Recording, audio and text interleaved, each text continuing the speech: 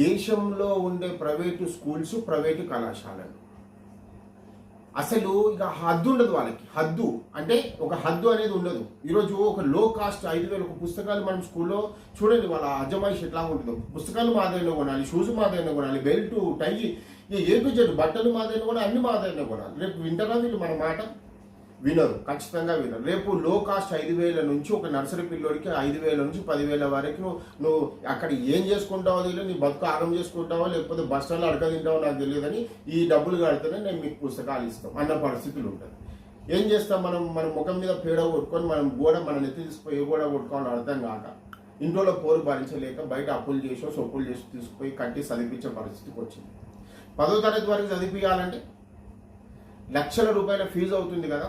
ఈ లక్షల పోసి చదివించిన తర్వాత మళ్ళీ ఇంటర్కి వెళ్తే, ఇంటర్ తర్వాత మళ్ళీ ఉన్నత చదువులకు వెళ్తే ఈరోజు దాదాపు 50 లక్షలకి పైన చదువు ఖర్చు అవుతుంది.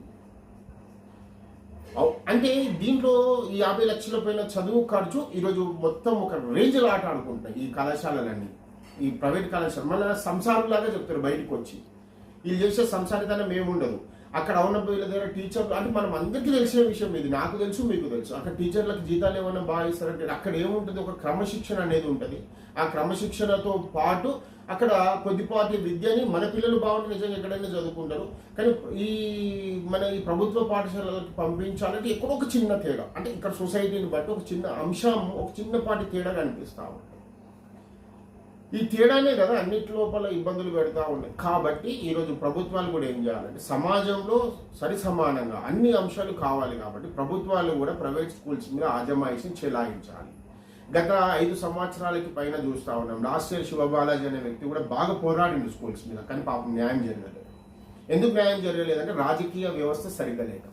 ఒకవేళ నిజంగానే రాజకీయ వ్యవస్థ సరిగ్గా ఉండి ప్రజల పట్ల మధ్యతరగతి బాగా గుర్తుపెట్టుకొని, ఇక్కడ పేదలకు నష్టం జరగదు, అటు పైనులకు నష్టం జరగదు. మధ్యతరగతి కుటుంబాలకి తీవ్రంగా నష్టం జరుగుతుంది.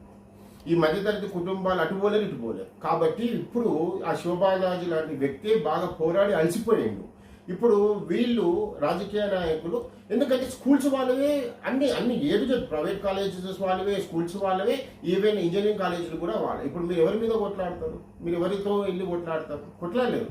ఎందుకంటే ఇప్పుడు ప్రైవేట్ స్కూల్స్ కూడా ఎలక్షన్ ఇంత డబ్బు వాడేసి అన్ని మూసుకొని కూర్చుంటారు.